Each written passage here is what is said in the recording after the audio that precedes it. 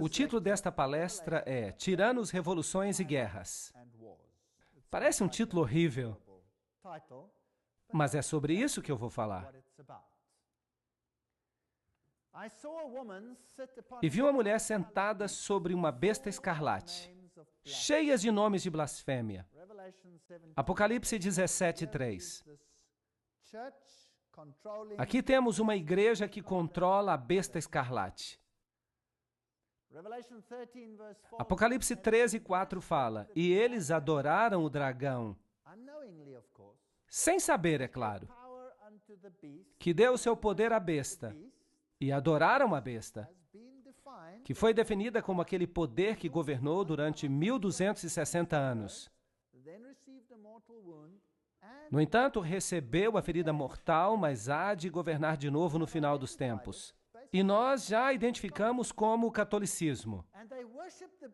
E eles adoraram a besta dizendo, quem é semelhante à besta?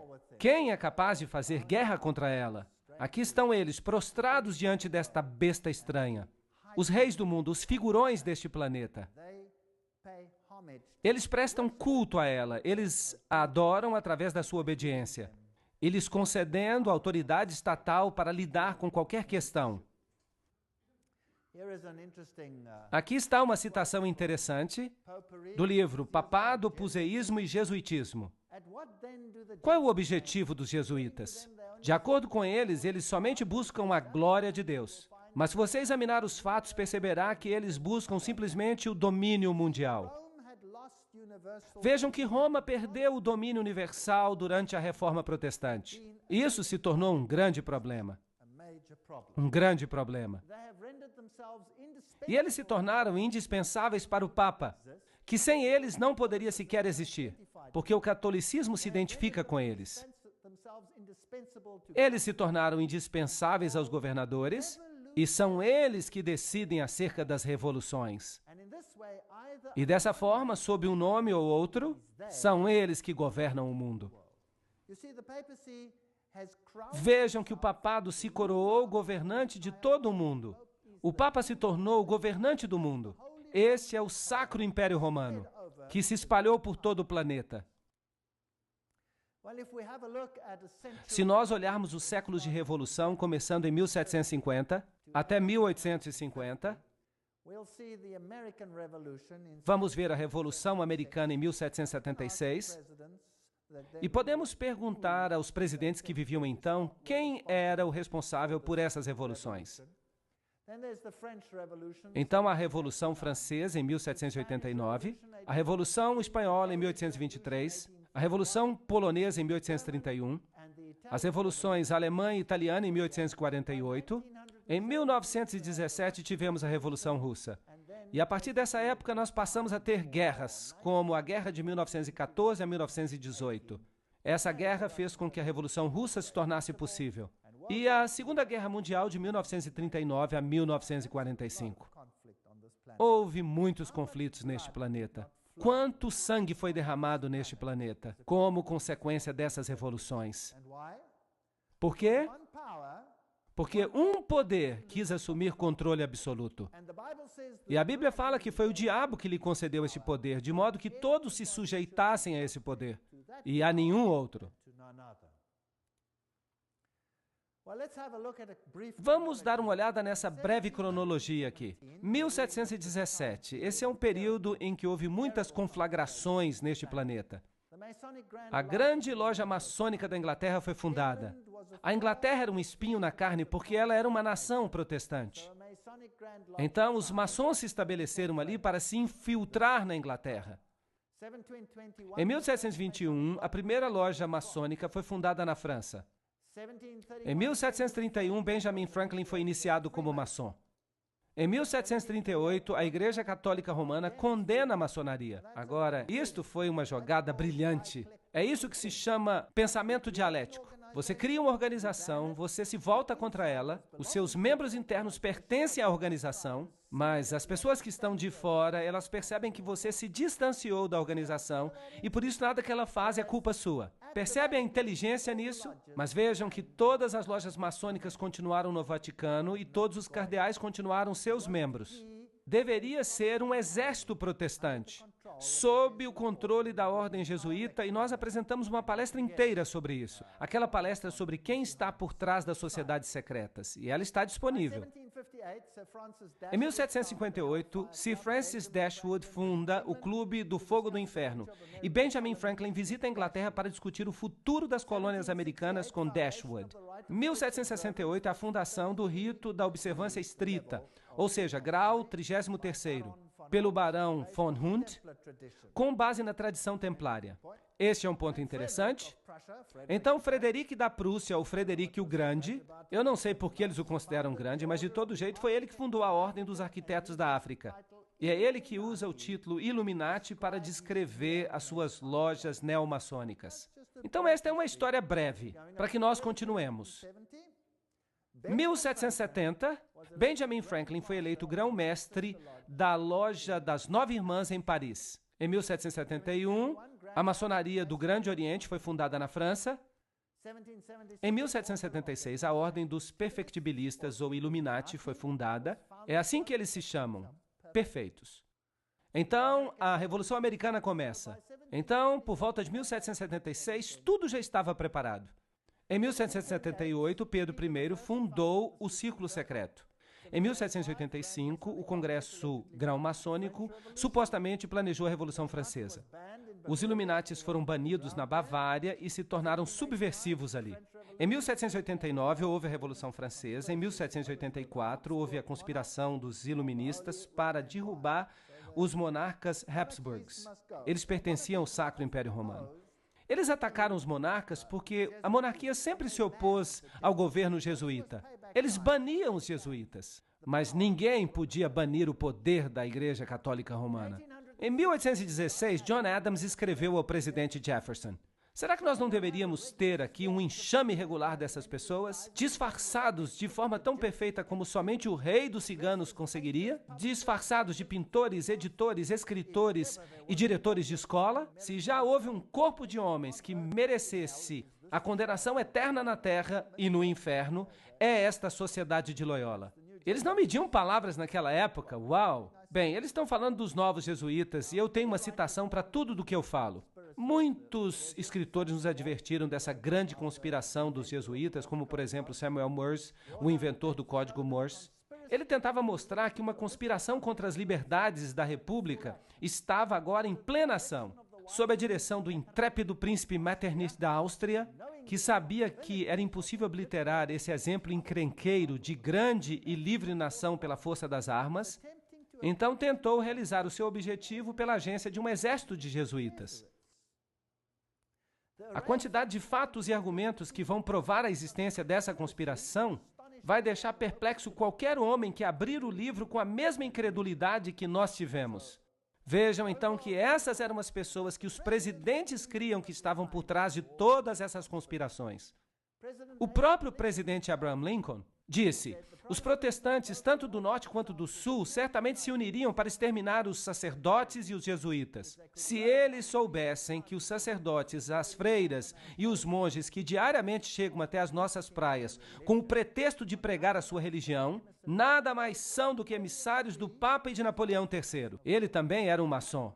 E de outros déspotas da Europa, para prejudicar as nossas instituições, alienar o coração do nosso povo, da nossa Constituição, das nossas leis e destruir as nossas escolas e preparar um reino de anarquia. Aqui, da mesma forma como fizeram na Irlanda, no México, na Espanha, e onde quer que haja pessoas que queiram ser livres. Essa é uma declaração e tanto. 50 anos na Igreja de Roma, escrito pelo padre Charles Schinneke. Ele era católico e se tornou protestante. Ele diz que esta guerra não seria possível sem a sinistra influência dos jesuítas. E nós devemos ao Papa o fato de que nós agora vemos a nossa terra vermelha com o sangue dos nossos filhos mais nobres. Abraham Lincoln, 1865, 16º presidente dos Estados Unidos. Esta é uma carta particular de Lincoln, que foi queimada por seu filho Robert, mas foi recuperada por Charles Schinneke. Ele era o confidente pessoal do presidente. Numa carta com data de 22 de janeiro de 1870, Mazzini escreveu a Pike. Pike era um alto maçom. Ele escreveu um manual da maçonaria escocesa. Ele disse o seguinte: Devemos permitir que todas as federações continuem exatamente como estão. Tudo deve parecer como era no início, com seus sistemas, suas autoridades centrais e diversos modos de correspondência entre os altos graus do mesmo rito, organizadas como estão no presente. Mas nós devemos criar um super rito, que deve permanecer desconhecido, ao qual nós chamaremos os maçons do grau mais alto. Nós vamos escolhê-los. Com respeito aos nossos irmãos da maçonaria, esses homens devem prometer o mais absoluto segredo. Através desse rito supremo, nós vamos governar toda a maçonaria. E ela vai se tornar um centro internacional. Será o centro mais poderoso porque o seu endereço será desconhecido. Então, Albert Pike escreveu uma carta para Mazzini, com data de 15 de agosto de 1871, na qual ele disse que deveria haver uma ordem mundial. Uma única ordem mundial em que todas as nações do mundo se submeteriam ao controle de uma única organização. E para conseguir isso, eles fizeram planos. E há inúmeras citações para isso, eu coloquei várias delas na tela, porque alguém pode dizer, eu não confio nesta daqui, ou naquela outra, ou nesta outra. Então há referências aqui embaixo, referências aqui em cima, haverá referências em outros slides, de fontes diferentes. Ele disse, e por falar nisso, isso estava à disposição lá no Museu Britânico, e era exibida ali até que foi tirado dali. A Primeira Guerra Mundial, para derrubar o poder dos czares da Rússia, protetores da ortodoxia, e produzir um Estado comunista ateu. Será que isso aconteceu? Claro, e foi escrito muito antes do evento.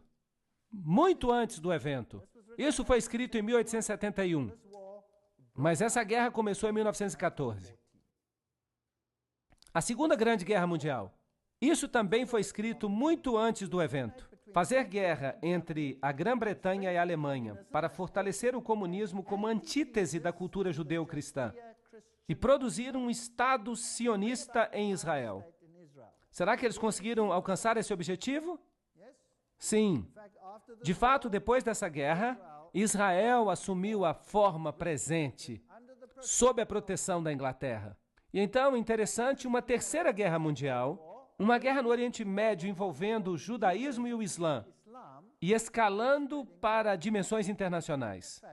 Isso é fascinante. Você acha que esta é uma das cartas? O que você acha? Sim, parece que nós estamos na trilha certa. Então veja aqui uma outra citação, se alguém não quiser acreditar na primeira citação. Mazzini com Pike desenvolveram um plano para 3 guerras mundiais para que eventualmente toda a nação pudesse se dispor a entregar a sua soberania nacional a um governo mundial. A Primeira Guerra deveria terminar o regime dos czares na Rússia. A Segunda Guerra deveria permitir que a União Soviética controlasse a Europa. A Terceira Guerra Mundial deveria ocorrer no Oriente Médio entre os muçulmanos e os judeus e resultaria no Armagedon. Interessante. Agora, como eles pretendiam fazer isso? Vamos ler o que Albert Pike escreveu sobre essas guerras e como essas guerras seriam desencadeadas. Aqui está uma citação. Devemos desencadear os nihilistas e os ateus. Vejam, o destruidor e os ateístas. E provocaremos um formidável cataclisma social, que em seu horror mostrará claramente às nações o efeito do ateísmo absoluto, a origem da selvageria e o tumulto mais sangrento. Então, por toda parte, os cidadãos obrigados a se defenderem contra a minoria dos revolucionários exterminarão esses destruidores da civilização. E a massa, desiludida com o cristianismo, receberá a luz pura através da manifestação universal da pura doutrina de Lúcifer. Será a destruição do cristianismo e do ateísmo. Ambos serão conquistados e exterminados ao mesmo tempo. Que plano inteligente! Então você esfrega os 2 sistemas que você criou, um contra o outro, e você criou o ateísmo como antítese contra a cultura judeu-cristã, e você faz com que haja uma colisão entre os dois, até que eles se destruam. E disso você vai obter uma nova ordem mundial e uma nova religião, que será muito mais esotérica e honrará a Satanás. Esse não é um plano muito esperto? Bem, ele tem alcançado sucesso. É por isso que em latim, ordo ab chaos, a ordem que vem do caos. Esse é o lema que a maçonaria usa. Aqui está um de seus documentos, lembram-se? E eu tirei essa foto numa loja maçônica.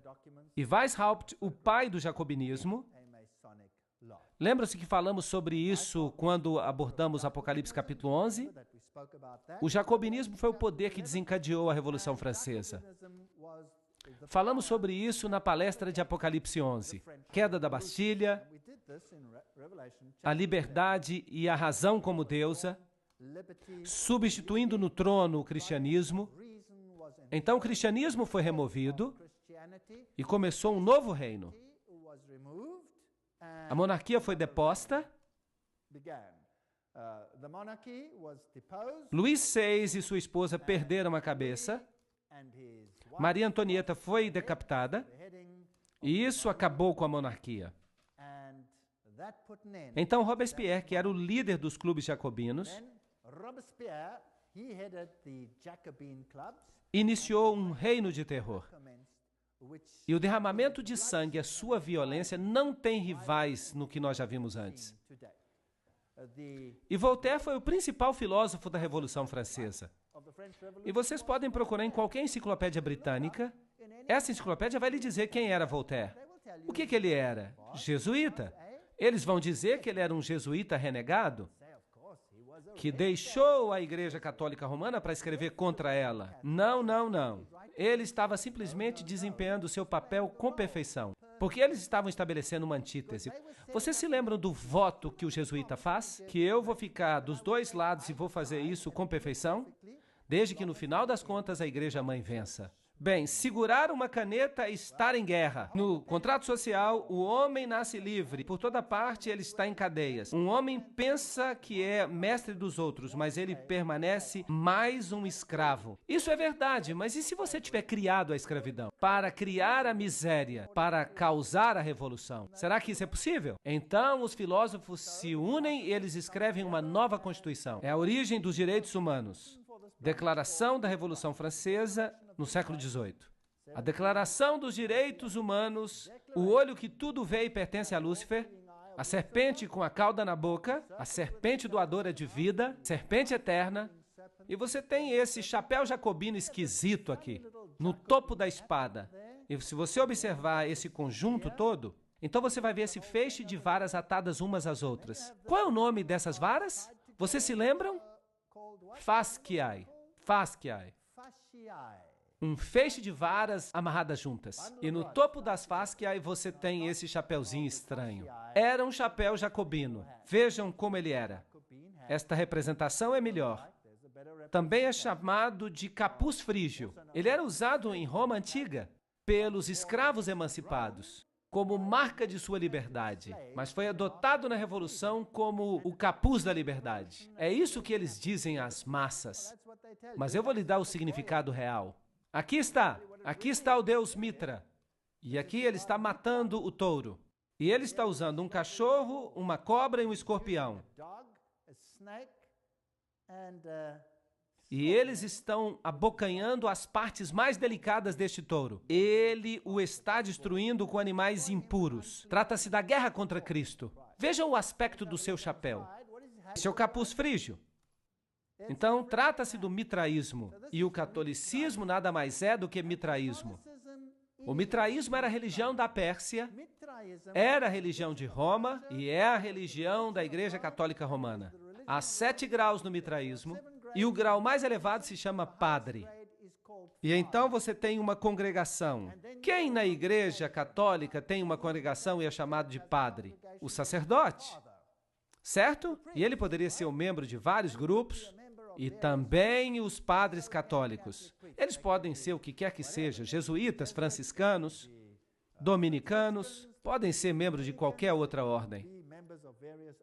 Ciro Grande foi o primeiro a elaborar uma carta com os direitos humanos. A ferida mortal, como nós descrevemos, só para refrescar a sua memória, em 21 de fevereiro de 1798, Papa Pio VI é destronado por Napoleão. O anel foi tirado do dedo e ele morreu no exílio. Agora pensem nisso. Se Napoleão era um maçom, então ele estava sob o controle de quem? Da ordem jesuíta. Quem enviou Napoleão a Roma para prender o Papa? A ordem dos jesuítas. Por quê? Eu pensei muito sobre isso.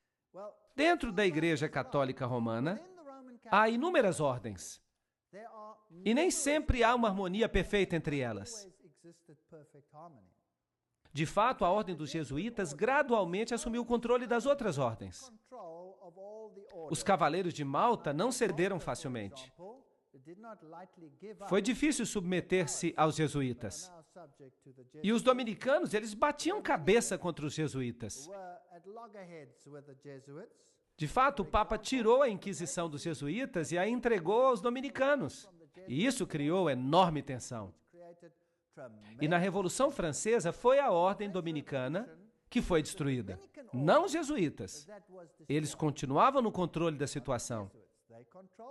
Então havia algumas questões dentro da própria igreja, e eles tinham que ser resolvidos para obter todo o controle da situação. E de fato, no Concílio de Trento, muitos católicos se levantaram e falaram: a palavra, e somente a palavra. Não pensem que tudo que já aconteceu na Igreja Católica foi sempre contra a palavra. Não. E Martinho Lutero, ele também teve o seu impacto. E então muitos estavam na linha e por isso a Igreja precisou de uma limpeza. Agora, havia outro problema. E o problema é o seguinte: a Reforma havia enquadrado Roma como anticristo.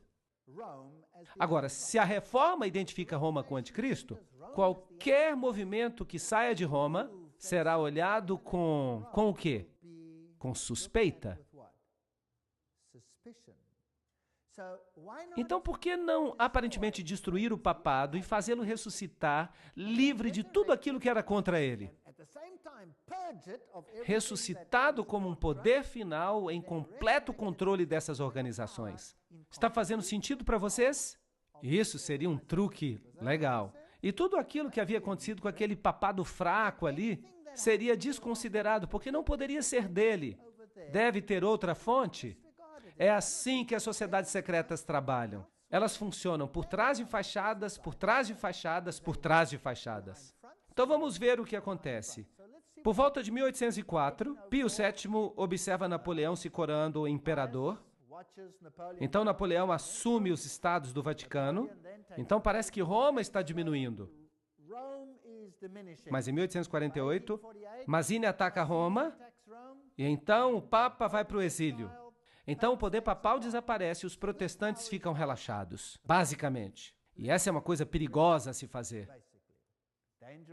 Berthier leva o Papa cativo, Weishaupt e seus amigos jesuítas cortam o acesso ao Vaticano, lançando e liderando a Revolução Francesa. Ao dirigirem a conquista de Napoleão da Europa Católica e, eventualmente, fazendo com que Napoleão colocasse o Papa Pio VII na cadeia em Avignon, até que ele concordasse, como preço da sua libertação, a restabelecer a ordem jesuíta. Os jesuítas haviam sido banidos mesmo na Igreja Católica. Imaginem isso! E eles se tornaram subversivos. E houve uma guerra, mas talvez eles tivessem sido banidos para dar a impressão de que havia uma guerra, porque você nunca pode estar seguro. Porque essas pessoas mentem muito. Eu estou falando da história, do que aconteceu. Essa guerra jesuíta contra o Vaticano foi terminada pelo Congresso de Viena e pelo Tratado de Verona, um tratado secreto de 1822. Vejam que isso é uma citação, eu só estou usando citações. Eu não estou inventando nada. Depois que o Papa Pio foi liberto da prisão de Napoleão, ele formalmente restaurou a ordem jesuíta com uma bula papal. A bula é a declaração mais forte que o Papa pode fazer. Em 1814, e o Papa acrescentou, nessa bula, se qualquer pessoa tentar de novo abolir a Sociedade de Jesus, ele incorrerá na indignação do Deus Altíssimo e dos santos apóstolos Pedro e Paulo. Talvez isso tenha sido uma artimanha, um jogo, talvez tenha sido real. Não importa, nós nunca vamos saber a verdade, até que a cortina seja removida um dia. Mas, supostamente, liberdade religiosa. E os revolucionários foram para as ruas. E eles fizeram o que achavam que deviam fazer. Aqui está José Bonaparte. 1768, 1866, se tornou rei da Espanha e ele se tornou um grão-mestre da maçonaria na França. Vejam que aqui você tem todas as conexões maçônicas e isso aqui foi tirado de um livro maçom. São todas fontes maçônicas. E Napoleão era ele mesmo um alto maçom. Estava agora travando guerra em toda a Europa, estava exterminando as monarquias, e então ele entrou em guerra contra a Inglaterra. Agora, quem é que estava no controle da Inglaterra nesse momento? Os maçons. Então nós tivemos a Batalha de Waterloo. E aqui estão os generais. Os generais que lutaram dos dois lados. Michel Ney e von Kraut. Estes estavam do lado de Napoleão. Este era um alto maçom, este era um alto maçom e Napoleão era maçom. Do outro lado, o general Blücher. E quem sabe falar alemão vão se lembrar de um provérbio alemão que significa que o general Blücher foi aquele que deu mais trabalho para Napoleão. Ele era um alto maçom. G. von Scharnhorst também era maçom. Eram todos maçons. E essa guerra, será que ela era de fato uma guerra? Ou era uma guerra de mentirinha?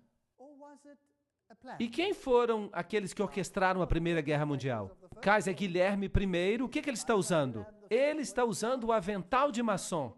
Ele era um maçom, era isso que ele era. E aqui está o Kaiser Frederico o Grande. Vocês estão vendo que ele também está vestido como maçom? E você pode encontrar essas figuras nos livros de maçonaria. Eles se orgulham de que esses reis todos eram maçons. Então, todas essas guerras foram planejadas por maçons. E quem é que governava os maçons? Os jesuítas? Vamos agora dar uma olhada nos Estados Unidos. Aqui está o Capitólio, esse grande prédio. Aqui está a pedra fundamental do prédio, construído maçonicamente em 17 de setembro de 1932.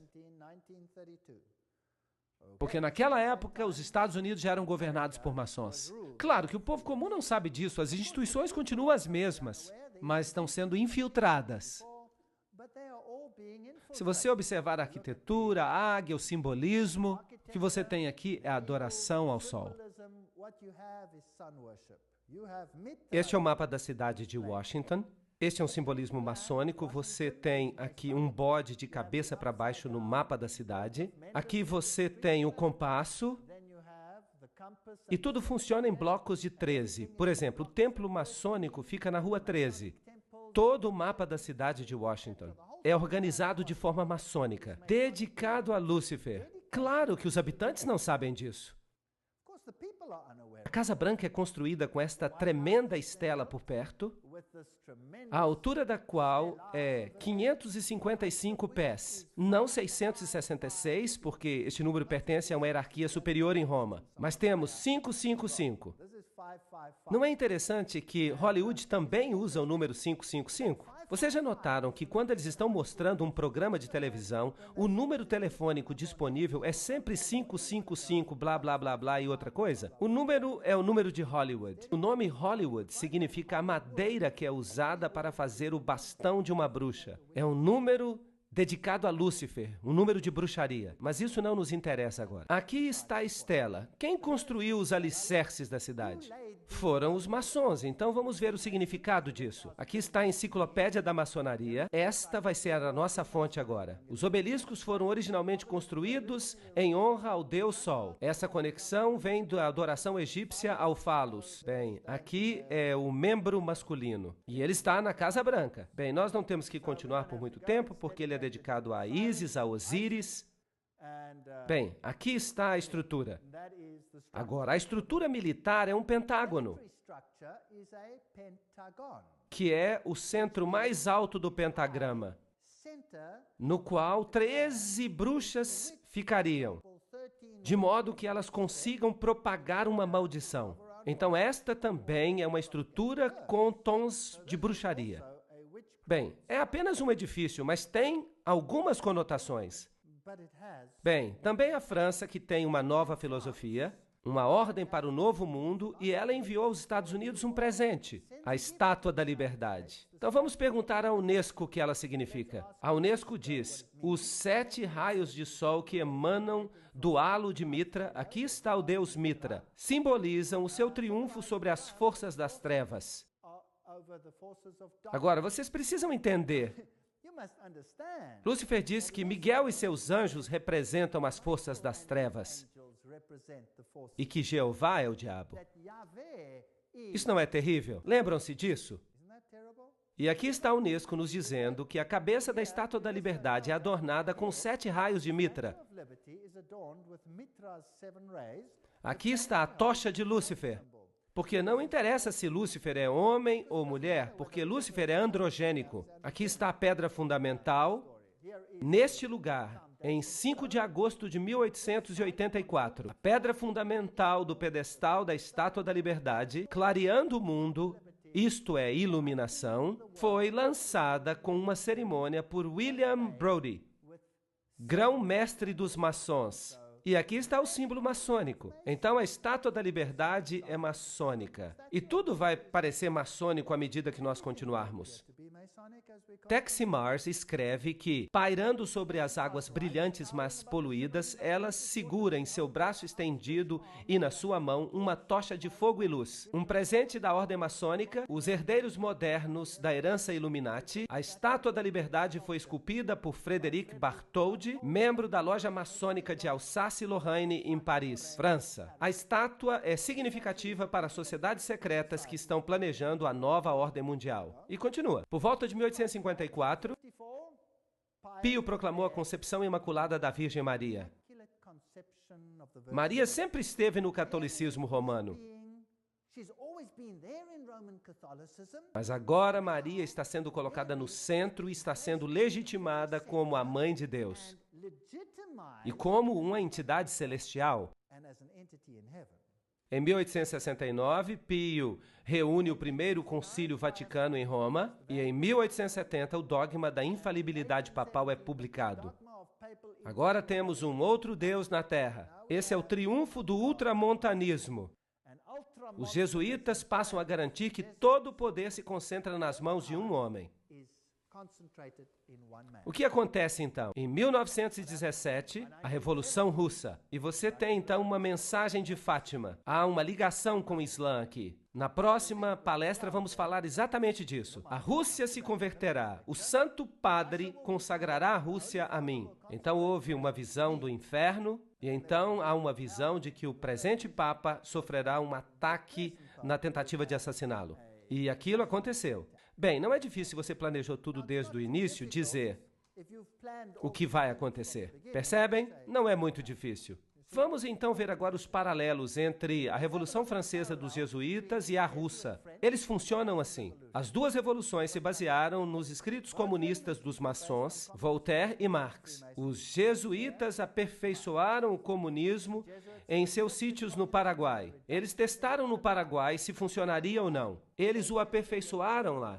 As duas revoluções saquearam as igrejas estatais, as duas revoluções terminaram com a monarquia. Em ambos casos, as dinastias Bourbon e Romanov haviam expulso os jesuítas. Eles foram embora nos dois casos, e eles não queriam arriscar de novo. As duas revoluções produziram repúblicas apenas na forma, mas tinham monarquias absolutistas no poder.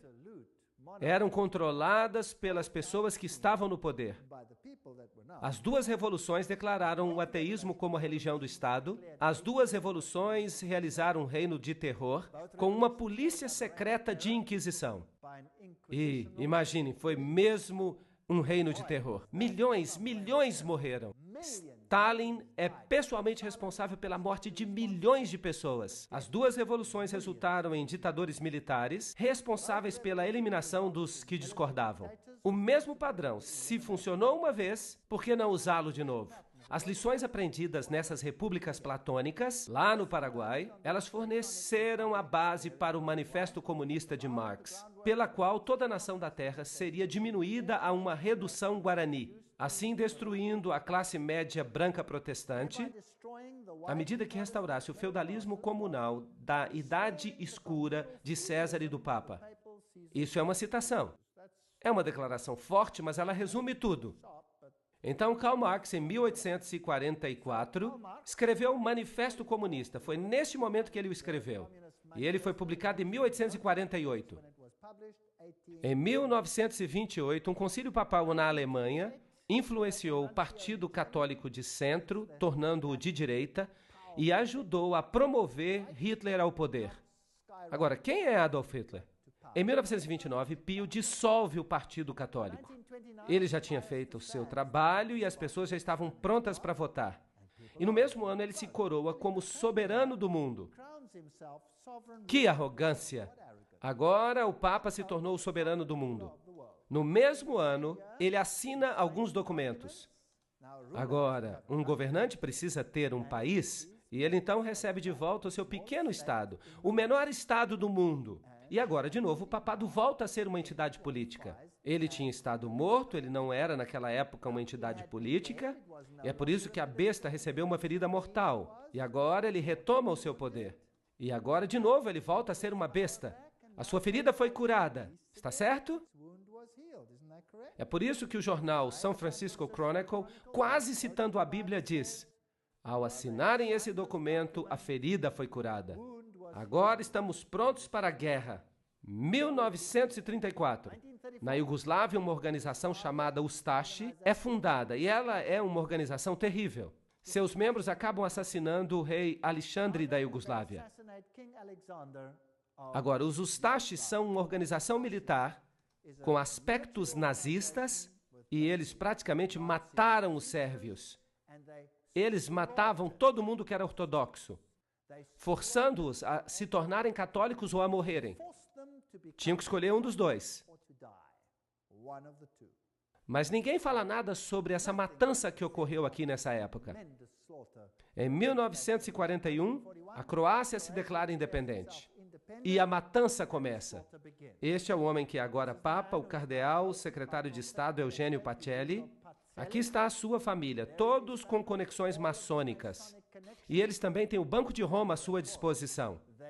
E eles têm o dinheiro de Rothschild. E Rothschild tem conexões maçônicas. E aqui está Pio XII após a sua eleição. O seu claustro tem o número simbólico 13. É um número muito importante na maçonaria. E produziram para ele um selo com um triângulo maçônico. E aqui está ele com o símbolo maçônico, assim como Alexandre disse que tinha. E algo mais. A partir desse momento, o Papa passa a usar o éfode. Uma pequena placa que era usada também pelos sacerdotes de Israel. Agora vamos fazer uma pergunta a Albert Mackey, um maçom do 33º grau, para explicar para nós o que isso significa. E ele diz: o sumo sacerdote da loja maçom do Arco Real de 1859 a 1865, nos Estados Unidos, declara na sua obra padrão, aqui está ele, é ele que declara, que o sumo sacerdote da loja maçônica do Arco Real oficialmente usa o éfode. Então, quem é o sumo sacerdote da maçonaria? Ali está ele, o Papa. Bem, Pacelli visitou os Estados Unidos e conversou com este homem, o presidente F.D. Roosevelt. Notem que esta aqui é a foto de uma loja maçônica que talvez nunca devesse ter sido mostrada ao mundo, e talvez eles estejam zangados porque ela se tornou conhecida. Mas ela mostra Roosevelt em sua roupa maçônica. E aí está ele com o seu capuz na cabeça. Aqui está recebendo um aperto de mão maçônico. Percebem como o aperto de mão maçônico é? E numa próxima palestra eu vou falar sobre o que tudo isso simboliza. Por que eles estão usando esses capuz? E ele nomeia Myron Taylor como emissário especial ao Vaticano. Vamos olhar agora uma lista dos líderes políticos da maçonaria nos Estados Unidos. Eu só vou fazer citação de fontes diferentes, de páginas da internet. Vocês podem verificar isso, só para mostrar quem está no controle atualmente. Nós vamos passar rapidamente por esses nomes, mostrando os graus nos quais se encontram. Bill Clinton, 33º grau. Newt Gingrich, 33º grau. Bob Dole, 33. Jack Kemp, 33. Storm Thurmond, 33. Colin Powell, 33. Jesse Helms, 33. Barry Goldwater, 33. Al Gore, maçom, talvez grau 33. Aqui está outro James Monroe, Andrew Johnson, James Garfield, McKinley, Roosevelt, é claro, William Taft, Franklin Roosevelt, Harding, Lyndon Johnson, Gerald Ford, Ronald Reagan, George Bush, todos eles, Yitzhak Rabin, Yasser Arafat, Príncipe Philip, Duque de Kent e muitos outros. Aqui está outra fonte. Saddam Hussein, isso é interessante. Vamos ter que falar dele, ele também era grau 33 na maçonaria. Tony Blair, grau 33. Gerhard Schröder, primeiro-ministro da Alemanha, grau 33. Benjamin Netanyahu, grau 33. Yasser Arafat, grau 33. Ronald Reagan, Gorbachev, Helmut Kohl, Shimon Peres. Helmut Kohl também faz parte do Comitê dos 300. François Mitterrand, grau 33. Ele era da Loja Maçônica Grande Oriente. Yitzhak Rabin, Willy Brandt, todos esses aqui eram maçons. Aqui há mais. Joseph Stalin, ele era um dos Illuminati, que fazia parte da Loja do Grande Oriente. Leon Trotsky, também da Loja do Grande Oriente. Henry Kissinger, membro do Comitê dos 300. J. Edgar Hoover, grau 33. Cecil Rhodes, Aleister Crowley. Walt Disney era um maçom do grau 33. Olaf Palme, Al Gore, Tony Blair. Joseph Mengele, isso é interessante. Ele era o assassino em massa dos nazistas. Ele era um dos Illuminati. Robert McNamara. Estão todos aqui, até Billy Graham. Vamos continuar. John Glenn, Buzz Aldrin. Todo mundo que já fez uma viagem até o espaço precisa ser maçom. Dos graus mais elevados. Edgar Mitchell. Vamos continuar. Francis Bacon, Lord David Owen, todos os grandes negociadores. Richard Holbrooke. Eu só estou passando por alguns. Alan Greenspan, Peter Wallenberg, a rainha Elizabeth, que é a rainha dos Bilderbergers. O príncipe Felipe, a rainha Beatriz, ela pertence ao Comitê dos 300. O príncipe Bernardo da Holanda, também do Comitê dos 300. E nós podemos continuar lendo. Ted Kennedy, Rockefeller, o barão Guy de Rothschild. Hillary Clinton, que é uma dama da Sexta Ordem, ela é uma maçom muito elevada. Albert Pike, é claro, vocês também conhecem. Bertrand Russell, Otto de Habsburg, todos estes são maçons. Aqui está Edgar Hoover, o presidente Dwight D. Eisenhower. Aqui está ele honrando com uma grande cruz de grau 33, numa cerimônia especial da Casa Branca, e eles não têm vergonha de nada disso. Praticamente todos os presidentes dos Estados Unidos estão na galeria presidencial da loja. Eu mesmo tirei esta foto. Eu entrei na loja maçônica, eu entrei na sessão dos presidentes e eu tirei cada uma dessas fotos. E então saí. Eu não fiz isso. De qualquer forma, eles estão todos ali. São todos maçons. Se você olhar o dólar americano, coisas muito interessantes aconteceram na época de Roosevelt. Há este símbolo no dólar, há aquele outro símbolo no dólar. Nós não temos tempo para explicar tudo. Aqui está a frase, em Deus confiamos, o número 1. Se você observar este símbolo aqui, está escrito, assim começa a nova ordem dos séculos. Agora, se você intercalar o hexagrama, então você vai ter ASNOM, que é um anagrama da palavra maçom. Se você olhar do outro lado, você vai perceber alguns objetos e então se aponta para... E então está escrito ARLTO, abreviatura de Arlington. Há muitas coisas sobre as quais eu poderia falar, muitas coisas interessantes. Se você observar o número 1, se você observar essa pequena meia-lua, há uma estrutura aqui. Será que você consegue ver? É um microponto. Você tem que olhar com uma lupa e você vai perceber uma pequena coruja na lua. E ao redor nós temos uma teia de aranha. Há muito simbolismo aqui. Agora, se você observar as moedas antigas, vai perceber que as antigas divindades eram associadas à coruja. E quando nós fizemos uma visita àquele bosque na Boêmia, o que eles adoravam lá? A grande coruja da Boêmia. E vocês viram os presidentes dos Estados Unidos curvados diante da coruja da Boêmia. Foi muito assustador. Agora, observem esse símbolo. Aqui está o olho que tudo vê, pertencente a Lúcifer. Ele ainda não está integrado à base do triângulo. Quando ele for integrado, Lúcifer terá o seu reino. Aqui está. Assim começa a nova ordem dos séculos. A nova ordem das épocas. E há 13 níveis aqui. Na base encontra-se a data da independência dos Estados Unidos, que é também a mesma data da fundação dos Illuminati. Você tem a teia de aranha, símbolo da nova era. Você tem aqui uma faixa, um laço, que pertence a Lúcifer. Você pode percebê-lo aqui, nesta Igreja Católica Romana. Aqui você tem Anubis, aqui você tem a Fênix, o símbolo de Júpiter, do deus Júpiter, a caveira com os ossos, e aqui está a fita. Estão vendo? Tem uma associação com Júpiter. Todos esses símbolos nos dizem uma mesma história interessante. Do outro lado, você tem este símbolo.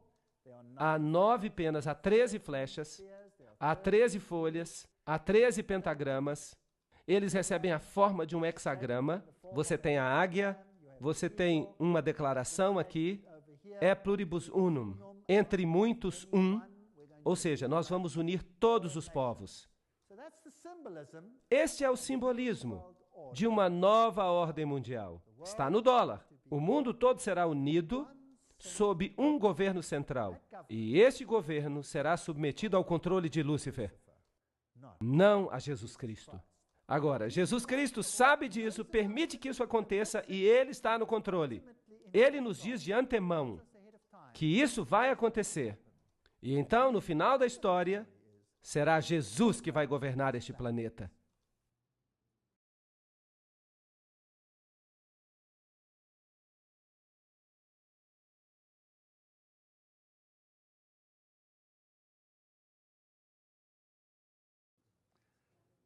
Na sessão anterior, estávamos vendo o simbolismo na nota de dólar. E vimos todos esses símbolos. Tudo é maçônico. E esses símbolos apareceram na nota do dólar depois da época de Roosevelt.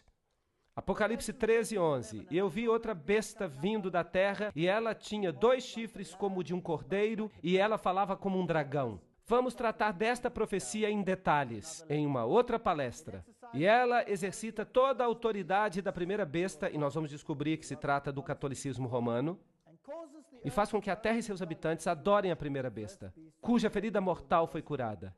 Aqui temos um aliado protestante que vai reforçar as ordens católicas. Mas eu vou falar sobre isso em outra palestra, que se intitula Duas Bestas que Ficaram Amigas. Até a arquitetura é interessante. Aqui está a Basílica de São Pedro, aqui está o prédio do Capitólio.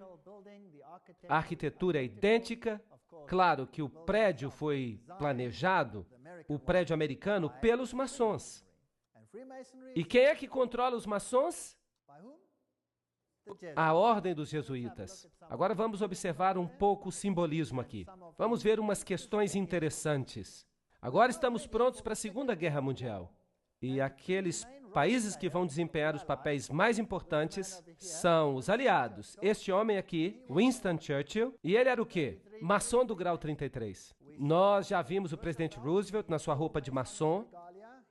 Ele era maçom do grau 32 ou 33. E aqui temos Stalin. Claro que ele era membro da Loja do Grande Oriente. Isso significa que ele era maçom de grau 33. Todos do mesmo lado. Trecho de um relatório do embaixador Harriman em Moscou ao Departamento de Estado no dia 30 de junho de 1944. Stalin pagou tributo à assistência oferecida pelos Estados Unidos à indústria soviética antes e durante a guerra. Ele disse que cerca de 2/3 de todas as empresas industriais na União Soviética foram construídos com a ajuda dos Estados Unidos e sua assistência técnica. O outro terço com a ajuda inglesa. Então, quem construiu a União Soviética? Quem a construiu? O Ocidente. O Ocidente a financiou e construiu. Aqui você vê Winston Churchill na sua loja maçônica druida, com todos os seus amigos druidas ao seu redor. Bem, eu estou falando de fatos reais, eu não estou fazendo conjecturas. Você se lembra de Pearl Harbor? Felizmente, os 50 anos da declaração de segredo já passou, e agora sabemos como fato, porque isso já foi revelado, que os americanos sabiam que Pearl Harbor ia ser atacado, não é verdade? E eles decidiram que eles não fariam nada a respeito. Por quê? Porque eles precisavam de um incidente para iniciar a guerra. A Constituição americana não permitia que os Estados Unidos entrassem na guerra, e eles precisavam de um incidente. Por isso, eles o criaram. De fato, isso é um assassinato em massa do seu próprio povo, não é verdade? Eles sabiam a respeito, já era conhecimento comum. Isso está nas notícias, acabou-se o pacto de segredo dos 50 anos, e agora ninguém mais pode negar isso. É um fato. Então, os Estados Unidos, já uma vez na história, matou milhares dos seus habitantes para permitir que uma coisa que não era possível antes se tornasse possível depois. Já que tiveram sucesso uma vez, vocês acham que eles podem repetir isso? Eu fico imaginando. E o outro lado? Hitler. Hitler disse: eu aprendi muito da ordem dos jesuítas. Até agora, nunca houve nada mais grandioso na Terra do que o sistema hierárquico da Igreja Católica. Eu repeti muito de sua organização no meu próprio partido. A SS foi constituída de acordo com os princípios dos jesuítas. Himmler, o chefe da SS, tinha uma conexão íntima com os jesuítas através de seu pai e irmão. Hitler falou dele: eu posso ver que Himmler é o nosso Inácio de Loyola. E Joseph Goebbels também era um jesuíta treinado. Então vemos os dois lados. Quem os controlava ambos? Os mesmos partidos. Isso é chamado de tese e antítese. Goebbels, Himmler, esses homens eram jesuítas. Eles eram fascistas. Adolf Hitler, fascista, usando o simbolismo do Deus Sol. A cruz maltesa, os símbolos do Deus Sol. Aqui está ele com Hindenburg. Ele mesmo era maçom. Tudo isso foi planejado. Ele ganhou os jovens para que ficassem de seu lado. Uma das principais personagens católicas a ajudar Hitler a assumir o poder foi Franz von Papen. E Franz von Papen era, obviamente, o líder do Partido Católico. Foi ele que promoveu a Hitler. Então pode-se dizer que a Igreja Católica promoveu a Hitler. Essas duas fotos têm significado maçônico, mas vamos falar sobre isso mais tarde. Vejam que os símbolos que o Terceiro Reich escolheram eram símbolos maçons. Vejam que houve uma aliança feliz no início, mas depois ela deteriorou. Percebam aqui uma saudação do tipo maçônico. Hitler se reuniu com os líderes da igreja e vejam aqui os cardeais fazendo a saudação a Hitler. Percebam que a igreja se envolveu intimamente com o movimento nazista. Aqui estão vários cardeais saudando a Hitler. O Papa e o Führer. Vejam que até hoje há uma dificuldade muito grande para que o Papa Pio seja canonizado por causa das suas conexões com o movimento nazista. Aqui está o novo bispo do Reich, Ludwig Müller. Ele era protestante, estava saudando a Hitler. Ele está apertando a mão com Hitler. Vejam que o bispo protestante anterior já não mais existia, porque Hitler o havia executado. Então, este aqui era uma marionete. Vejam aqui, católicos e protestantes, um do lado do outro. Tentem entender a guerra. Vamos pensar sobre ela. Quem é o problema em termos da Igreja Católica? Em primeiro lugar, a Igreja Ortodoxa no Oriente havia sido um problema, mas a Primeira Guerra Mundial resolveu isso. O czar tinha sido removido e a Igreja Ortodoxa foi sujeitada, como serão todas as igrejas, para que tudo pareça certo, ao ateísmo comunista. Mas os líderes do comunismo eram todos católicos. De fato, eu já viajei a muitos desses países e os mais velhos me disseram daquelas pessoas: agora nós entendemos. Porque os líderes do regime comunista, porque todos eles frequentavam a Igreja Católica. Se eles eram ateus, por que eles eram católicos tão bons? Esse exército poderoso é então construído, a Alemanha é dividida. O norte da Alemanha, e particularmente o lado oriental da Alemanha, é todo protestante. São luteranos, e todos eles são céticos em relação ao papado. Mas o sul da Alemanha é todo católico. Nos países ortodoxos, como toda a União Soviética, você tem a Igreja Ortodoxa controlando a mente das pessoas. Agora, desde que o comunismo assumiu, isso foi reduzido, foi sujeitado. A Igreja Ortodoxa foi sujeitada ao Estado. Então vem uma guerra tremenda. E os símbolos levados aqui são os símbolos de Lúcifer. São também usados na teosofia. Você pode vê-los aqui. Aqui está a suástica. Aqui está a serpente que vê tudo. E o próprio Adolf Hitler era um tremendo ocultista. É claro que, como iniciado jesuíta, é isso que ele tinha que ser. Mas a roupagem externa de religião que ele tinha era o catolicismo. Você encontra a mesma suástica aos pés de Buda. E como eu já lhes disse antes, foi um sacerdote jesuíta, o padre Stempfel, não Hitler, que realmente escreveu Minha Luta. Então, um jesuíta escreveu o livro. A SS tem o mesmo símbolo da caveira e ossos. Notem aqui a caveira com os ossos cruzados. E aqui temos o lema: a minha honra é ser leal. O princípio da lealdade. A SS tinha sido organizada por Himmler de acordo com os princípios da ordem jesuíta e ela se transformou numa espécie de nova Inquisição. E qualquer pessoa que não obedecesse ao sistema era destruída. Nós lemos muito na literatura atualmente a respeito dos 6 milhões de judeus que foram mortos. Mas nós nada lemos sobre 2,5 milhões de pessoas brilhantes que viviam na Alemanha. Todos os professores, todos os intelectuais e os alemães mais educados foram mortos por Adolf Hitler. Vejam que um regime assim não pode tolerar as pessoas pensantes.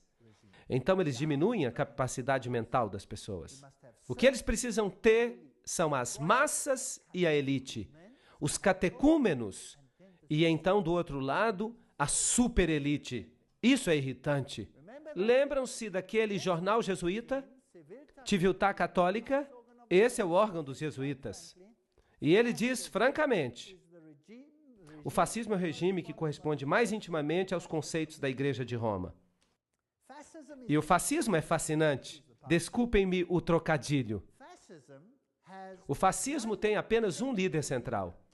Vejam, o Papa, eventualmente, um líder central. Um líder central e controle absoluto sobre as pessoas. E ainda assim, as pessoas acreditam que são livres, porque essas pessoas obtêm tudo o que pedem. E vejam que, diferentemente do comunismo, as pessoas têm direito à propriedade, mas esse direito é um direito qualificado. E eu vou explicar isso numa próxima palestra. Aqui estão as fáscias, lembram-se delas, um feixe de varas, sempre acompanhadas por um machado que simboliza o poder sobre a vida e a morte, carregadas pelos oficiais romanos como símbolo de autoridade. Sob a República, o cônsul ou pretor, quando ele começava uma expedição, ele fazia os seus votos no Monte Capitolino. É onde o Vaticano se encontra hoje. Isso é muito simbólico. Ele era aclamado imperator, em outras palavras, um líder, por suas tropas. Ele decorava suas fáscias com flores de louro e, na sua volta, ele depositava garlândias sobre o Monte Capitolino. Tudo leva a Roma. É uma história fascinante. Onde você encontra as fáscias, você deve saber que Roma está por trás delas. As fáscias podem ter esta forma, ou então o machado pode estar no meio, ou pode ser uma lança, como foi na Revolução Francesa. Tudo isso aqui é fáscia. Onde as fáscias podem ser encontradas? Em 1888, a campanha do futuro presidente Grover Cleveland, Benjamin Harrison o derrotou, mas Cleveland foi reeleito para um mandato não consecutivo em 1892. Aqui está a águia em pé sobre 2 fáscias. Conseguem ver? Fascismo oculto nos Estados Unidos. Vocês sabiam que os Estados Unidos deveriam estar tão longe do fascismo quanto o Ocidente é do Oriente? Bem. Não é fascinante que, se você olhar o Capitol e você for bem alto lá no edifício, você vai perceber, aqui temos fáscia. Então, eventualmente, os Estados Unidos vão se tornar um país fascista. Ninguém creria nisso. Há 50 anos, há 500 anos, há 10 anos, talvez até mesmo há 5 anos. Mas hoje, o que vocês acham? Será que nós estamos vendo hoje um controle absoluto sobre os indivíduos, assim como acontecia na época da SS? Será que uma nova lei vai aparecer para proteger as pessoas em relação ao Estado? Sim ou não? Vocês já ouviram falar da lei dos patriotas? Muitas leis interessantes vão aparecer. Que tipo de governo é esse? Interessante? Aí está. Vocês sabiam que a fáscia por trás do pódio da Assembleia Legislativa em Washington, D.C.? Nós temos uma espécie de machado de ouro. Sim, o machado das fáscias. Parece que eles sempre souberam isso. Só estão esperando uma oportunidade. Aqui temos moedas romanas antigas com as fáscias. Aqui estão as fáscias atrás de uma moeda de 10 centavos. Nos Estados Unidos, com a chama ali. Fáscias também no dólar americano. Aqui temos a insígnia da Guarda Nacional. Ela tem fáscias. Há fáscias na Estátua da Liberdade. Vamos ler o que Anthony Sutton... Lembram-se desse homem? Ele escreveu sobre caveiras e ossos e ele foi educado nas universidades de Londres. Ele era um pesquisador da instituição Hoover. Era um homem importante. Vamos ver o que ele tem a dizer. Como a ordem cria guerra e revolução. Nós falamos sobre caveira e ossos. Eles são os Illuminati e eles são os jesuítas. Eles trabalham por trás dos bastidores. A história operacional da ordem só pode ser compreendida dentro do panorama do processo dialético hegeliano. Hegel foi o homem importante que disse que sempre precisamos criar dois opostos, a tese e a antítese. Ele disse, esfregue um no outro, não importa quantas pessoas morram nesse processo. Então você vai conseguir o que você realmente queria.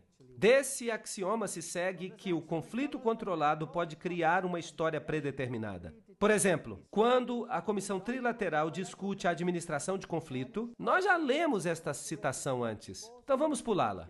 A síntese, ou seja, a aproximação, buscada pelo estabelecimento, é chamada de nova ordem mundial. Sem administração de conflito, essa nova ordem mundial nunca vai existir. As ações individuais e aleatórias na sociedade jamais levariam a essa síntese, porque elas são artificiais, portanto, elas precisam ser criadas. Você escuta sobre uma guerra aqui, outra guerra acolá, você escuta falando de revoluções.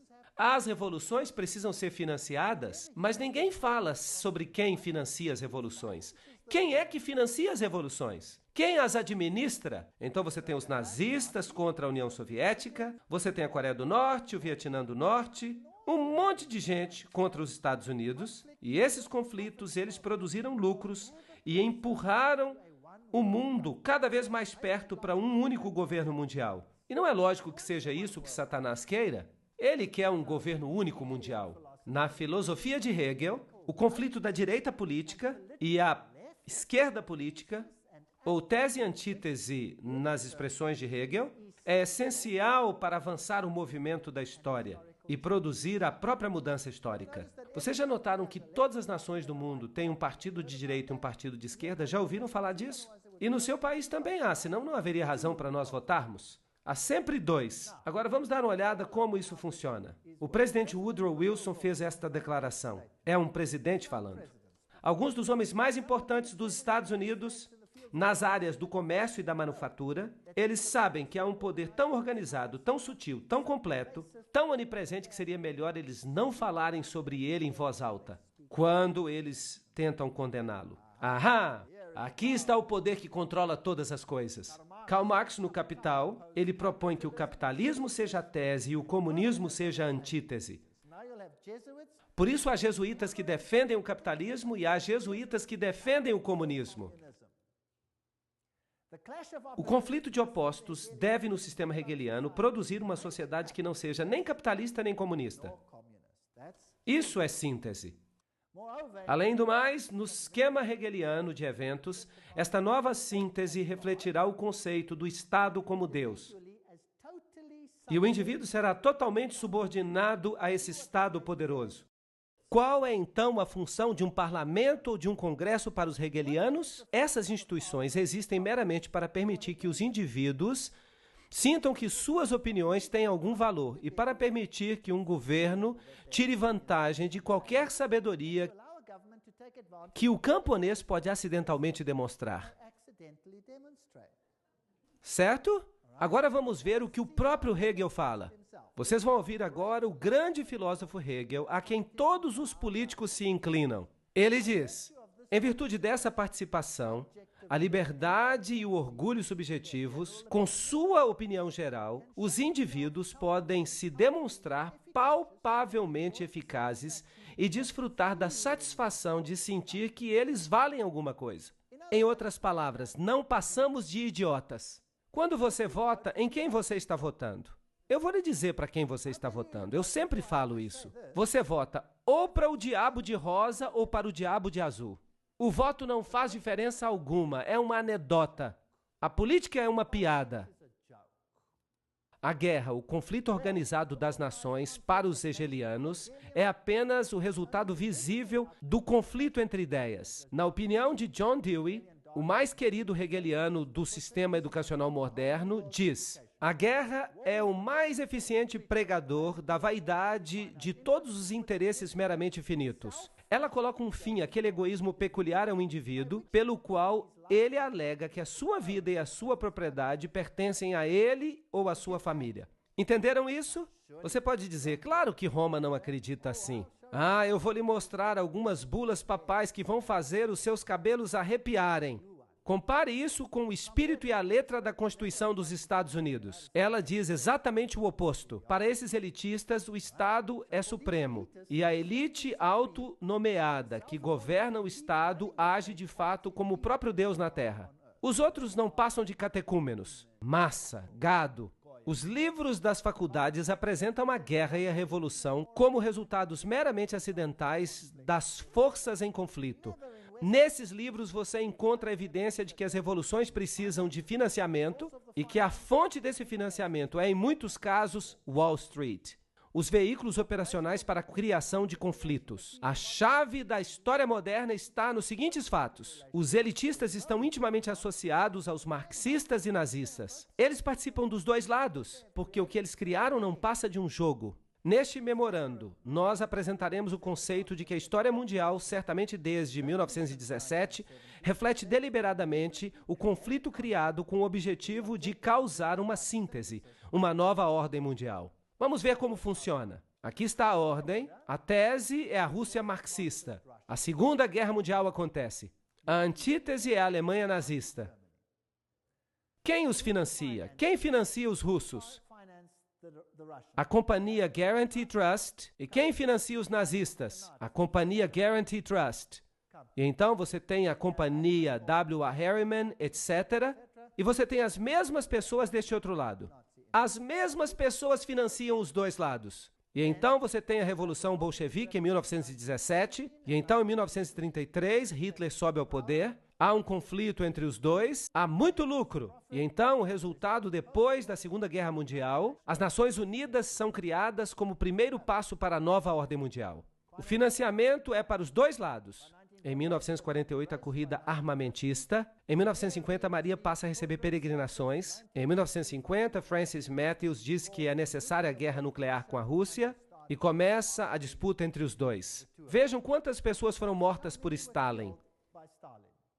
Entre as 1.766.188 vítimas até o início de 1922, cifras obtidas dos documentos soviéticos, cerca de 5.000 eram sacerdotes, professores, freiras, etc., da Igreja grega. Mas logo a perseguição se estendeu aos milhões de luteranos, reformados, batistas, metodistas e especialmente os cristãos menonitas. A circulação da Bíblia não foi apenas proibida, mas passível de exílio. Foi isso que Stalin fez. Stalin matou milhões. Nós ouvimos de 6 milhões de judeus, mas é melhor pensarmos em termos de 30, 40, 50 milhões de pessoas quando falamos de Stalin, o maior assassino em massa que este mundo já conheceu. Foster Dulles, presidente Kennedy. Qual é a história aqui? Aqui está Kennedy, e ele é casado com esta jovem Jacqueline. E eles começaram a dirigir os Estados Unidos em direção a um tremendo conflito. Todos os presidentes têm jogado esse jogo. Eventualmente, esse presidente morre. E este aqui assume. Lyndon Johnson. Querem saber algo interessante? Um presidente tem que fazer um juramento à Bíblia para que ele possa assumir o cargo. Vocês sabiam que Lyndon Johnson se recusou a fazer o juramento pela Bíblia? Lyndon Johnson fez o juramento com a juíza Sarah T. Hughes. Logo após o assassinato, a juíza trouxe uma pequena Bíblia para que fosse feito o juramento. Mas esta foi substituída por um missal romano, um livro de missas, que estava no avião. Então ele se recusa a jurar pela Bíblia, ele jura pelo missal católico. Isso não diz algo, não é interessante? Eu acho isso muito interessante. Então por que esse presidente teve que morrer? Ele era católico, afinal das contas. Será que é possível que nem todo católico seja tão facilmente enganado? Aqui está o desfile das motocicletas passando. Aqui está a senhora Kennedy ajudando os agentes. O agente Clint Hill sobe no carro. Ele sobe na traseira depois do tiro no presidente. Aqui estão as rosas que ela recebeu. Muito interessante. Aqui está Dallas. 22 de novembro de 1963. John Fitzgerald Kennedy, 35º presidente dos Estados Unidos, visitou Dallas. Isso é interessante. Vejam o número 11 ali em cima. Aqui está o edifício. Aqui está o edifício de onde ele saiu. Ele foi aparentemente assassinado daquela janela. É isso que dizem. Aqui está uma visão mais ampla. Aqui está a placa. E eles escreveram ali o que aconteceu. Em 22 de novembro de 1963, esse edifício ficou notoriamente conhecido quando Lee Harvey Oswald, e alguém teve o trabalho de sublinhar isso, supostamente, atirou no presidente John Kennedy e o matou. A maioria das pessoas não crê que Lee Harvey Oswald assassinou o presidente. O carro do presidente veio por esta rua. Esta árvore ainda não existia. E o tiro saiu daquela janela lá em cima. E o assassinato aconteceu mais ou menos no lugar onde eu estou em pé para tirar esta foto. Note que quando o carro veio aqui, ele estava deste lado da estrada. E imaginem centenas de pessoas em pé de cada lado da rua. E aqui há uma pequena elevação e você pode avançar um pouco mais nela. Você vai chegar até uma cerca. E se você olhar dessa cerca, você vai ver a rua aqui.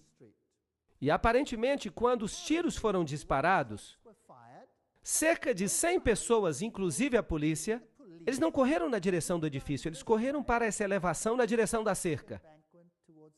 Então, por que eles correram para frente do presidente e não para trás do presidente? Aparentemente, se diz que Lee Harvey Oswald deu tiro por trás e ele foi o único a dar tiros. Ele deu um tiro por trás e o atingiu aqui. Seria um tiro maravilhoso, por falar nisso. Só há um problema. A cabeça do presidente não foi para frente, ela foi para trás. E ele então o atingiu na garganta.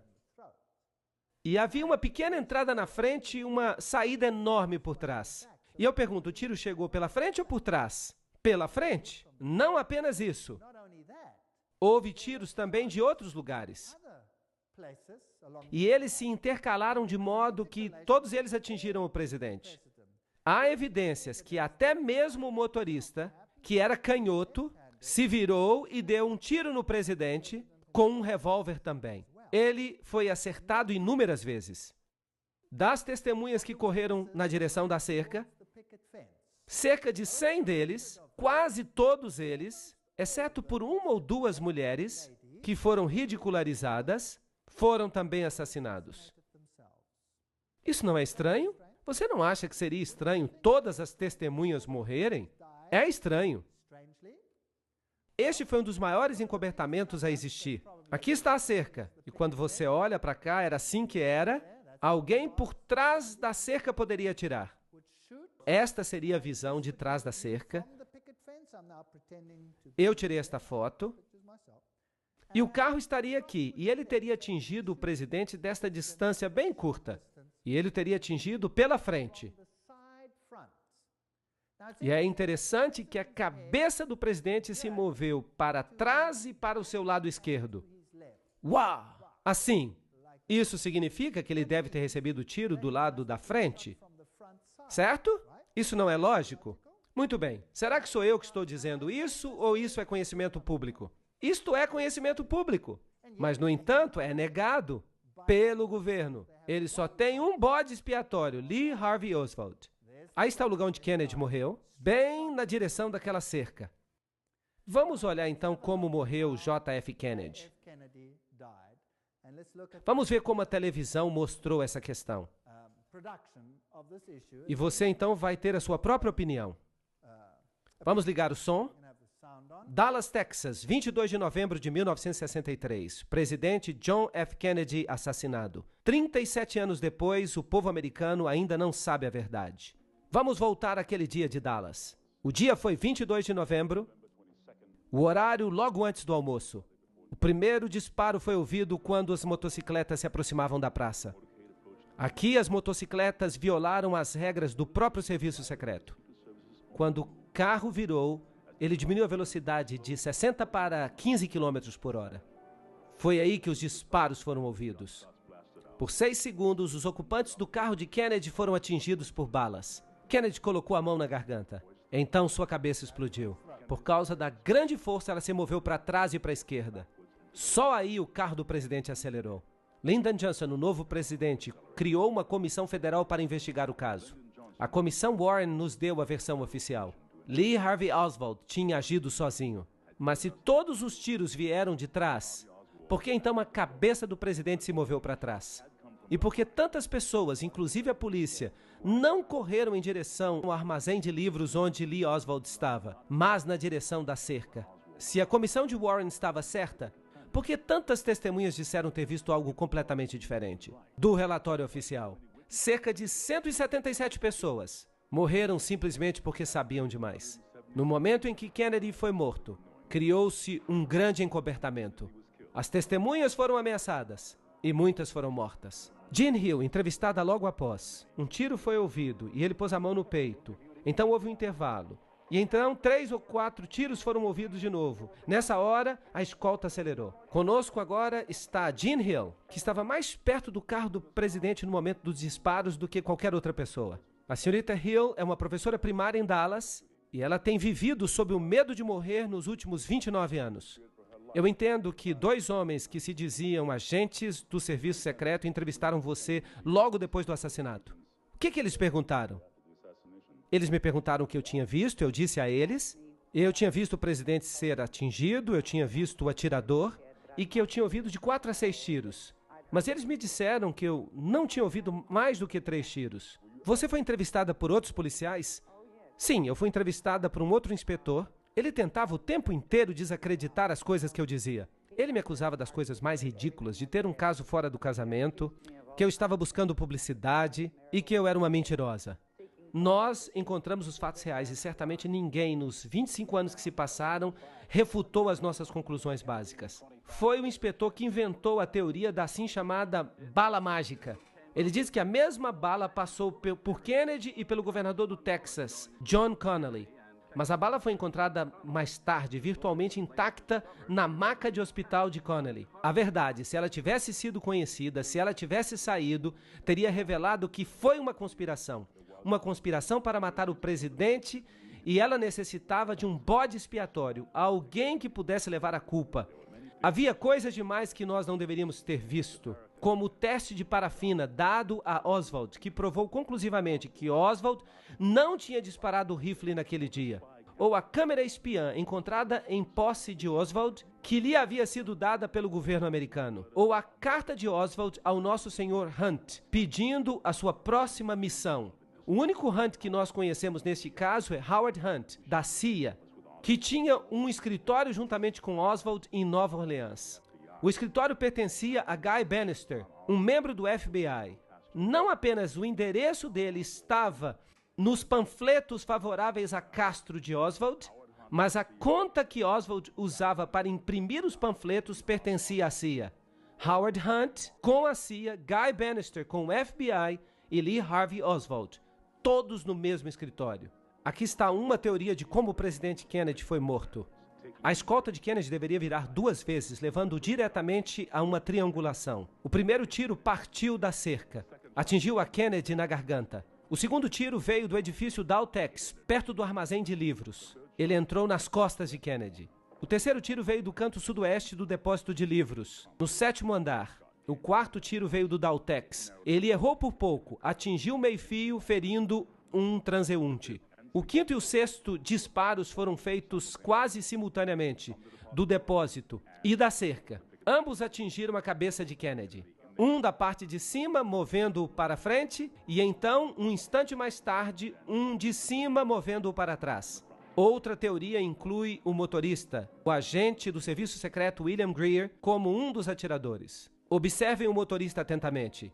Aqui você vê o passageiro na frente, virando para trás, olhando para o presidente. Em vez de pulando para ajudá-lo, ele volta-se para frente. O motorista agora está se virando. A arma aparece e ele dispara.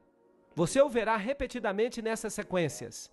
Kennedy já foi atingido na garganta. Ele está caindo para a esquerda. O motorista agora começa a virar. O seu braço esquerdo passa por cima do ombro direito. E ele dispara agora. De novo você vê o motorista virar. De novo a arma aparece. Ele está se virando de novo. A arma aparece, ele dispara. Você pode ver claramente ele se virando. A arma aparece sobre o seu ombro direito. Uma das primeiras atividades de William Greer, o motorista, depois que a limusine presidencial chegou ao Hospital Parkland, foi conseguir um balde e uma esponja com água. E ele começou a lavar o sangue e pedaços de cérebro que estavam na limusine do presidente. Há uma nova teoria sobre o assassinato de John F. Kennedy. Um cientista do governo diz que as fitas da polícia dão nova evidência de um segundo atirador. Se pudesse ser provado que o barulho na fita é um disparo e que ele de fato veio daquela colina cheia de grama, então teríamos evidência de que havia um segundo atirador, além de Harvey Lee Oswald. Mas até agora, poucos concordam com as conclusões a que chegou Thomas. Eu gostaria de saber por que demorou tanto para que esta informação e a verdade fosse exposta. Em primeiro lugar, ela não foi exposta ainda, e eu não acho que ela jamais o seja. Os segredos do governo têm uma finalidade, e uma finalidade apenas. Não é impedir que os inimigos saibam o que está acontecendo, mas é impedir que o povo americano saiba o que está acontecendo. E toda evidência que existe, ou pode ter existido, que implicaria o governo no assassinato de Kennedy, pode-se ter certeza que essa evidência foi agora destruída. Então, mesmo que mostremos tudo agora, as chances de resolver o assassinato de Kennedy e atribuir a culpa a um partido suspeito é quase impossível. Por que alguém mataria um presidente dos Estados Unidos tão popular? Kennedy estava alterando o status quo. Ele sabia que ele não podia mais confiar na CIA. Ele estava transferindo as operações secretas diretamente para os chefes de Estado. Logo depois disso, ele despediu Alan Dulles, que tinha sido diretor da CIA desde 1953. Kennedy continuava a fazer inimigos, embora evitasse confrontações. Ele até ordenou que as tropas americanas saíssem do Vietnã. Bem, vocês perceberam o motorista se virando, se vocês conseguiram.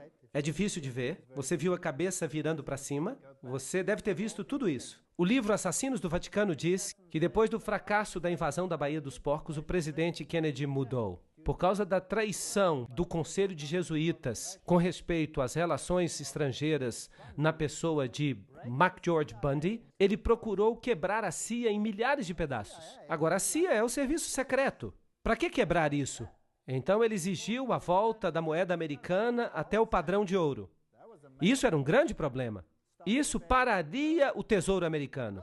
E uma outra coisa que ele disse, eu vou separar a igreja do Estado. Eu acho que isso foi um grande engano. Um engano aos olhos dos jesuítas. Lembrem-se que Loyola disse, finalmente vamos ganhar uma engenhosa ascendência sobre princesas, nobres e os magistrados de todos os lugares, para que eles estejam dispostos a nosso comando de sacrificarem até mesmo suas relações mais íntimas, seus amigos mais próximos, quando dissermos que é para o nosso interesse e vantagem. Isso é fascinante. Nós sabemos que Jacqueline Kennedy cresceu num convento jesuíta. Mas vamos deixar assim.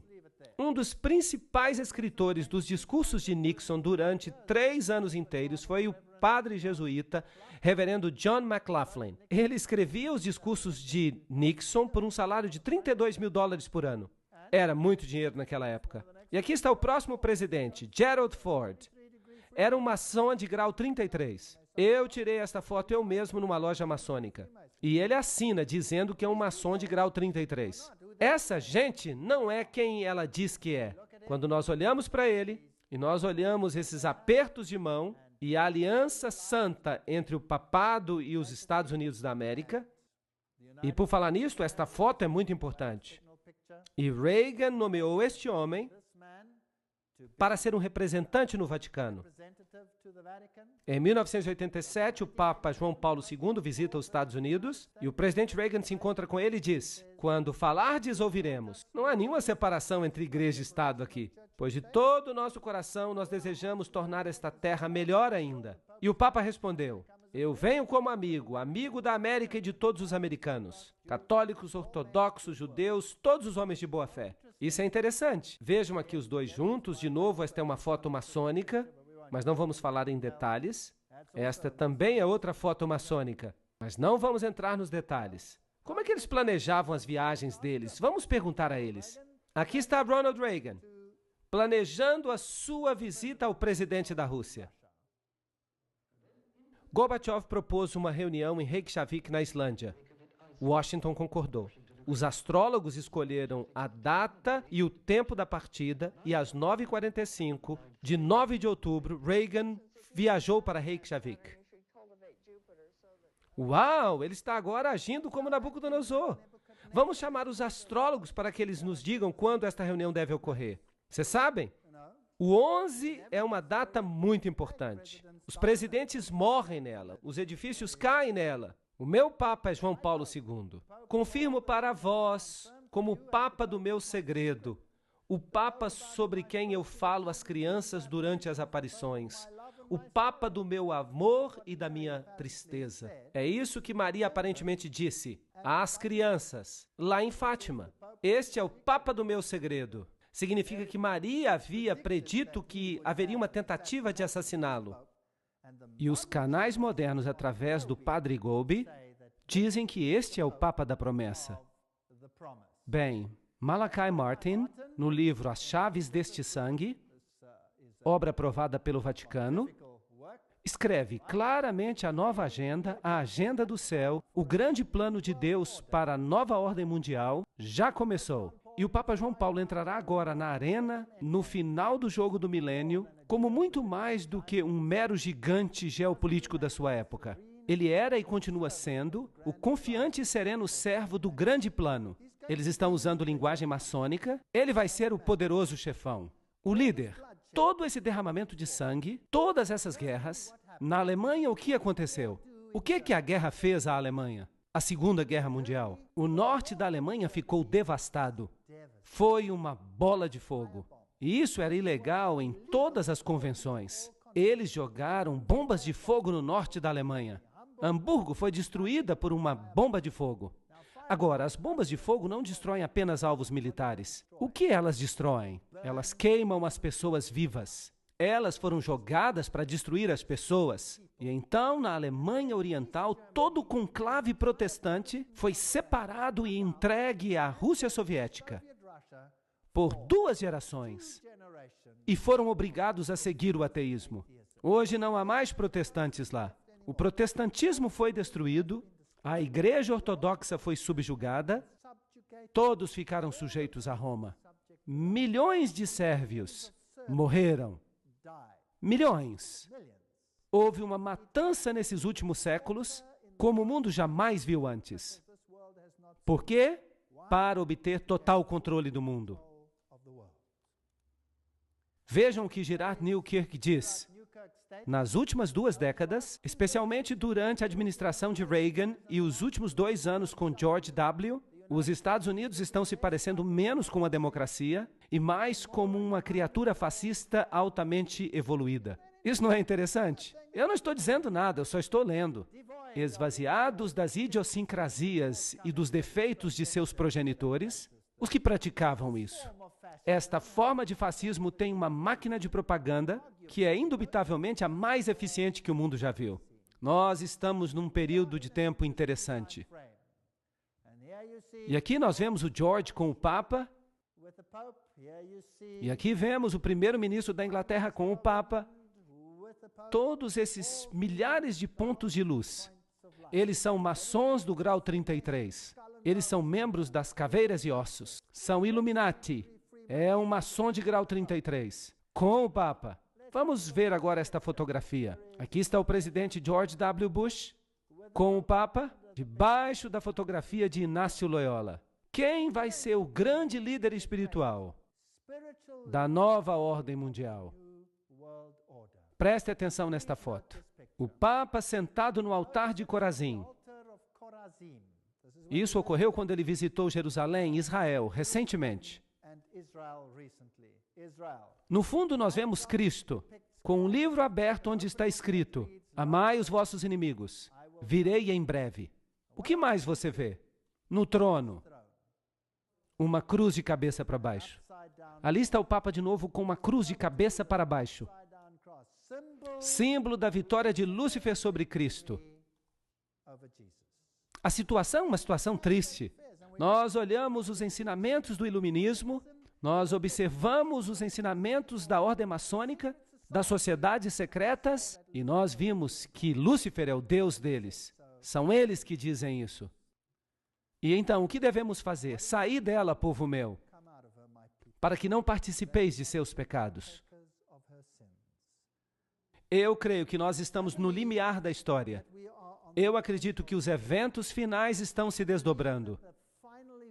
E eu creio que nós não precisamos ter medo, porque Deus disse que Ele lhes daria a oportunidade para que eles se revelassem. A apostasia final contra Deus vai terminar na maior vitória que o universo já testemunhou. E logo, o reino da glória começará. Bem, se você pensa que nós estamos falando de um futuro distante, eu tenho uma notícia para você. Está às portas. Jesus está voltando. Obrigado.